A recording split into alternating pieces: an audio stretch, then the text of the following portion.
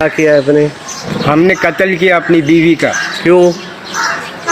हमारा लेने देने का मसला था। रात को ले नहीं, वो देना नहीं चाह रही है, मैं बोलना लूँगा। बीवी का नाम? जी अस्सलाम वालेकुम। मेरी आज दी वीडियो जिहड़ी है सिर्फ शादीशुदा लोगों वास्ते है। कुंवारे लोग जिहड़े ने और बिलखसूस 18 साल तो छोटे बच्चे जिहड़े ने ये वीडियो बिल्कुल ना देखन, वो इनू स्किप कर देन। ये शादीशुदा लोगों वास्ते है। इस वीडियो का कॉन्टेक्स्ट ये है कि जी ये जिहड़े बजुर्ग तुहानू नज़र आ रहे हैं, इन्होंने 2 दिन पहले अपनी 58 साला बीवी का कत्ल कर दिता है और उसकी वजह ये दसी है कि मैं उन्होंने जिहड़ा ना सैक्शुअल इंटरकोर्स वास्ते जो उन्होंने मैं किया तो उन्हें मैनू इनकार कर दिता, यानी हम बिस्तरी वास्ते इनकार कर दिता। तो मेरे को इनकार जो उनको बर्दाश्त नहीं होया तो उन्होंने लोहे दे राड़ मार मार के जो ना अपनी बेगम का कत्ल कर दिता है। तो बेगम नू मारन तो बाद उस तो बाद ये बजुर्ग जिहड़े ने इन्होंने फजर की नमाज पढ़ी है और उस तो बाद अपना नाश्ता नुश्ता करके तो थाने चले गए ने। उत्थे जाके पुलिस वालियां नू खुद दस्सिया है कि जी मैं अपनी मिसिस का कत्ल कर दिता है। तो उन्होंने नाल लैके हॉस्पिटल अपने घर आए ने, ताला खोलिया है तो वो लाश जी ना वो भी बरामद करवाई है और जो आला कत्ल है वो भी जो ना वो भी अपना बरामद हो गया। तो वो कत्ल जो साबित हो गया। तो ये बड़े फखरी अंदाज ना दसते पे ने कि जी मैं इस वजह तो कत्ल किया कि मेरा लैन देन का मामला सी, मैं लैना चाह रहा सी, देना नहीं सी। तो ये कोई पैसों का लैन देन नहीं, एक सैक्शुअल इंटरकोर्स का एक मामला सी और बड़ा एक संजीदा किस्म का ये मसला है। मैं इस मौजू ते इस वीडियोज़ ते जिहड़े कमेंट्स लोगों के पढ़े ने, ले मैन दे जिहड़े आम आदमी जिहड़ा पाकिस्तान का जिहड़ा आम आदमी है, मैं देखता पाया कि उन्होंने लोगों की अक्सरीयत जिहड़ी है वो बाबे दे इस अमल नू जस्टिफाई कर रहे हैं कि इहदी बीवी ने इनू इनकार क्यों किया है। बिल्कुल इन्हें ठीक किया इस हवाले नाल। ये तो अगर शोहर आवाज़ दे तो बीवी तो अगर नमाज भी पढ़ रही हो तो उन्होंने चाहिए कि नमाज छड़ दे तो जी उन्होंने शहबत आई है, वो जी जरूरत है वो पूरी करे। उस तो बाद जाके अपना बाकी जड़ा ना हांडी रोटी करनी है या नमाज पढ़नी है, जो भी करना है उस तो बाद करें। मतलब तुसी अंदाज़ा लगाओ साडे लोगों का कि असां किस हद तक सैक्शुअल फ्रस्ट्रेशन का जड़ा ना वो शिकार हो गए। बाबा जी ने अभी ताज़ा जी ना वड्डी ईद गुजरी है तो मैंने लगता बड़ा गोश्त जड़ा ना टिका के खादा होया सीगा ते अपना मेदा ते दिमाग जड़ा ना हीट किया होया सी ओदा। तो उस खातून नू भी जड़ा ना चाहिए सी कि शायद वो इनकार ना करती तो शायद वो जिंदगी बच जाती।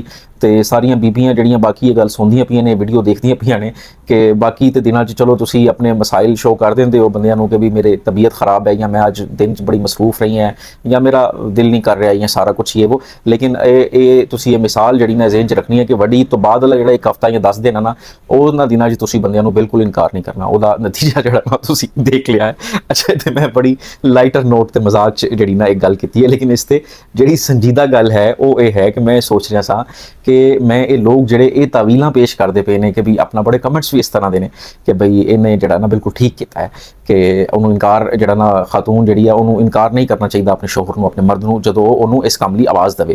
तो मैं ये सोच रहा सा कि यार जदों हजे साड़ा मुआशरे च जी खातून है ना वो खुद इस काम लिए कभी भी नहीं कहती। हुंदा एवं है कि बई अपना मर्द का जो दिल करता है, बंद का जो दिल करता है वो लगे जाता है तो वही अर्ज करता है और वही सारा कुछ करता है। हजे औरतां च ये हया और शर्म मौजूद है कि वो खुद ये गल नहीं कहनियां ते उहदे बावजूद तुसी देख लो कि हर दूसरा बंदा जिहड़ा ना मर्दाना कमजोरी का शिकार है। इस वेले पाकिस्तान च सब तो कामयाब कारोबारां च एक जिहड़ा ना हकीमा का कारोबार है, वो जिहड़े ने कुश्ते और वो सारा कुछ। 2 बंदे अगर आपस च बैठे ने 10 मिनट भी उन्होंने गल्लां कीतियां ने तो उन्होंने जो 5-7 मिनट तो उन्होंने इसे मौजू ते गल है कि यार मैं ना फलां चीज़ खाधी सी, उदों बड़ा रिजल्ट आया, यार ये हो गया वो हो गया सारा कुछ। हाँ तुसी अपना जिहड़ा ना शाम के टाइम किसी मैडिकल स्टोर से जाके ते उत्थे खड़े होकर देख लो, उत्थे भी जिहड़ा ना इसे तरह की जिहड़ी टैबलेट्स और दवाइयां। तुसी मुल्तानो कराची सफ़र करके देख लो, तुहानू सारियां जिहड़ियां दीवारां ने ना उत्थे रस्ते दे विच अपना ट्रेन के उत्ते सफ़र करके देखो, तुहानू वो हकीमा दी जिहड़ा ना हकीम सैफुल्ला खोकर, हकीम फलाना वो हकीमा का जिहड़ा ना कारोबार अरूज ते हजे अरूज ते तां है कि हजे औरतां खुद नहीं कहंदियां ते बंदियां दा ये हाल है।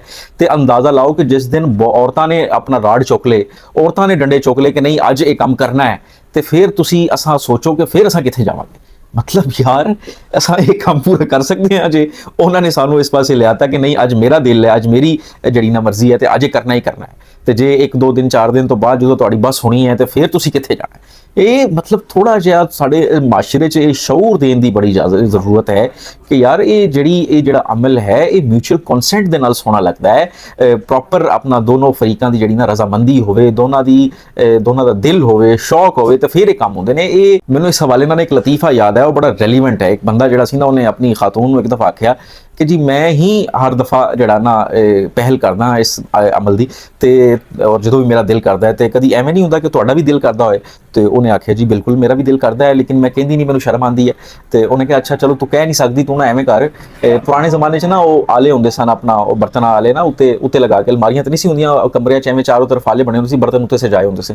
ਉਹ ਕਹਿੰਦਾ ਇਹ ਲਾਲ ਰੰਗ ਦਾ ਇੱਕ ਰੁਮਾਲ ਜਿਹੜਾ ਨਾ, ਇਹ ਤੂੰ ਨਾ ਆਲੇ ਉੱਤੇ ਰੱਖ ਦਿਆ ਕਰ, ਜਦੋਂ ਮੈਂ ਕੰਮ ਤੋਂ ਆਇਆ ਕਰਾਂਗਾ ਨਾ, ਤੇ ਮੈਂ ਜਿੱਦਣ ਉੱਥੇ ਰੁਮਾਲ ਮੈਂ ਦੇਖ ਲਿਆ ਕਰਾਂਗਾ, ਮੈਨੂੰ ਸਮਝ ਆ ਜਾਏਗੀ ਕਿ ਤੇਰਾ ਨੂੰ ਦਿਲ ਕਰ ਰਿਹਾ ਹੈ। ਉਹ ਕਹਿੰਦੀ ਚਲੋ ਠੀਕ ਹੈ ਜੀ। ਉਹ ਨਾ ਕੁਛ ਦਿਨ ਗੁਜ਼ਰਦੇ ਨੇ ਤੇ ਉਹਦਾ ਦਿਲ ਕਰਦਾ ਤੇ ਉਹ ਜਿਹੜਾ ਨਾ ਰੁਮਾਲ ਉੱਥੇ ਰੱਖ ਦਿੰਦੀ ਹੈ, ਤੇ ਉਹ ਜਦੋਂ ਬੰਦਾ ਆਉਂਦਾ ਹੈ ਰੁਮਾਲ ਵੇਖਦਾ ਬੜਾ ਖੁਸ਼ ਹੁੰਦਾ ਹੈ ਕਿ ਯਾਰ ਅੱਜ ਤੇ ਕੀ ਬਾਤ ਹੈ, ਤੇ ਉਹ ਜਿਹੜਾ ਨਾ ਆਪਣਾ ਜਿਹੜਾ ਅਮਲ ਹੈ ਉਹ ਕਰਦੇ ਨੇ। ਉਸ ਤੋਂ ਬਾਅਦ ਅਗਲੇ ਦਿਨ ਦੁਬਾਰਾ ਆਉਂਦਾ, ਰੁਮਾਲ ਫੇਰ ਉੱਥੇ ਹੁੰਦਾ, ਤੀਜੇ ਦਿਨ ਫੇਰ ਆਉਂਦਾ, ਰੁਮਾਲ ਫੇਰ ਉੱਥੇ ਹੁੰਦਾ। ਉਹ 3 ਦਿਨ ਤੇ ਉਹ ਜਿਹੜਾ ਨਾ ਕਰਦਾ ਰਹਿੰਦਾ। ਹੁਣ ਚੌਥੇ ਦਿਨ ਉਸ ਵਿਚਾਰੇ ਦੀ ਬੱਸ ਹੋ ਜਾਂਦੀ ਹੈ, ਉਹਦੀ ਕਮਰ 'ਚ ਦਰਦ ਹੋ ਰਹੀ ਹੁੰਦੀ, ਉਹਦੇ ਲੱਤਾਂ 'ਚ ਦਰਦ ਹੋ ਰਹੀ ਹੁੰਦੀ। ਉਹ ਚੌਥੇ ਦਿਨ ਜਿਹੜਾ ਨਾ ਦੁਕਾਨ ਤੋਂ ਨਹੀਂ ਆਉਂਦਾ ਘਰ, ਉਹ ਉੱਥੇ ਹੀ ਜਿਹੜਾ ਨਾ ਉੱਥੇ ਸੋ ਜਾਂਦਾ ਡਰਦੇ ਮਾਰੇ। ਤੇ ਉਹ ਆਪਣਾ ਉਹਦੀ ਘਰ ਵਾਲੀ ਜਿਹੜੀ ਨਾ ਉਹਦੇ ਵੇਖਦੀ ਕਿ ਵੀ ਅੱਜ ਘਰ ਨਹੀਂ ਆਇਆ, ਖੈਰ ਉਹ ਕਹਿੰਦੀ ਕੋਈ ਮਸਰੂਫੀਅਤ ਹੋਈ ਹੋਏਗੀ। ਅਗਲੇ ਦਿਨ ਦੁਬਾਰਾ ਦੇਖਦੀ ਹੈ, ਕੋਈ ਦੁਬਾਰਾ ਉਹ ਘਰ ਨਹੀਂ ਆਉਂਦਾ, ਤੇ ਉਹ ਉਹਦੇ ਭਾਈਆਂ ਨੂੰ ਯਾਨੀ ਆਪਣੇ ਦੇਵਰਾਂ ਨੂੰ, ਜੇਠਾਂ ਨੂੰ ਉੱਥੇ ਭੇਜਦੀ ਹੈ ਕਿ ਪਤਾ ਕਰੋ ਉਹਦੀ ਦੁਕਾਨ ਤੇ ਕਿ ਵੀ ਉਹ ਕੱਲ ਵੀ ਘਰ ਨਹੀਂ ਆਇਆ, ਅੱਜ ਵੀ ਘਰ ਨਹੀਂ ਆਇਆ ਸਾਰਾ ਦਿਨ। ਤੇ ਉਹ ਜਦੋਂ ਘਰ ਜਾਂਦੇ ਨੇ ਤਾਂ ਭਾਈ ਜਾ ਕੇ ਉਦੋਂ ਕਹਿੰਦੇ ਨੇ ਕਿ ਭਾਈਜਾਨ ਤੁਸੀਂ ਘਰ ਨਹੀਂ ਆਏ, ਤੁਸੀਂ ਕੱਲ ਵੀ ਘਰ ਆਓ ਚਲੋ। ਤੇ ਉਹ ਅੱਗੋਂ ਕਹਿੰਦਾ ਕਿ ਨਹੀਂ ਜੀ ਮੈਂ ਘਰ ਨਹੀਂ ਆਣਾ, ਮੈਂ ਇੱਥੇ ਠੀਕ ਹੈ, ਮੈਂ ਦੁਕਾਨ ਤੇ ਸੋਣਾ ਤੇ ਮੇਰੀ ਜ਼ਰਾ ਤਬੀਅਤ ਹੀ ਉਹ ਸਾਰਾ ਕੁਝ। ਨਹੀਂ ਭੈਣ ਘਰ ਆਓ ਤੁਸੀਂ, ਐਸੀ ਕਿਹੜੀ ਗੱਲ ਹੈ, ਘਰ ਆਓ। ਉਹ ਕਹਿੰਦਾ ਅੱਛਾ ਚਲੋ ਮੈਂ ਇੱਕ ਸ਼ਰਤ ਤੇ ਘਰ ਆਵਾਂਗਾ। ਮੈਂ ਕਿਹਾ ਹਾਂਜੀ ਦੱਸੋ ਕੀ ਸ਼ਰਤ? ਉਹਨੇ ਕਿਹਾ ਵੀ ਉਹ ਮੇਰੇ ਕਮਰੇ 'ਚ ਜਿਹੜਾ ਉਹ ਆਲਾ ਹੈ ਨਾ, ਉੱਥੇ ਲਾਲ ਰੁਮਾਲ ਪਿਆ ਹੋਏਗਾ, ਪਹਿਲੇ ਉਹਨੂੰ ਉੱਥੋਂ ਚੁੱਕ ਕੇ ਗਾਇਬ ਕਰੋ, ਫਿਰ ਮੈਂ ਘਰ ਆਵਾਂਗਾ। तो ये ਬੰਦਿਆਂ ਦੀ ਸੂਰਤ ਹਾਲ ਹੈ ਤੇ ਬੰਦਿਆਂ ਨੂੰ ਇਸ ਗੱਲ ਤੋਂ ਡਰਨਾ ਚਾਹੀਦਾ ਹੈ। ਇਹ ਮਿਊਚੁਅਲ ਕੰਸੈਂਟ ਵਾਲਾ ਅਮਲ ਹੈ, ਇਹ ਇੰਤਹਾਈ ਘਟੀਆ ਔਰ ਕਬੀ ਮਾਮਲਾ ਹੈ। ਔਰ ਸਭ ਤੋਂ ਇਹ ਸ਼ਖਸ ਤੇ ਫਜ਼ੂਲ ਔਰ ਇਹ ਹੈ ਹੀ ਸੀ, ਉਸ ਤੋਂ ਜ਼ਿਆਦਾ ਫਜ਼ੂਲ ਲੋਕ ਨੇ ਜਿਹੜੇ ਇਹਦੇ ਇਸ ਅਮਲ ਨੂੰ ਜਸਟੀਫਾਈ ਕਰ ਰਹੇ ਨੇ ਕਿ ਇਹਨੇ ਬੜਾ ਠੀਕ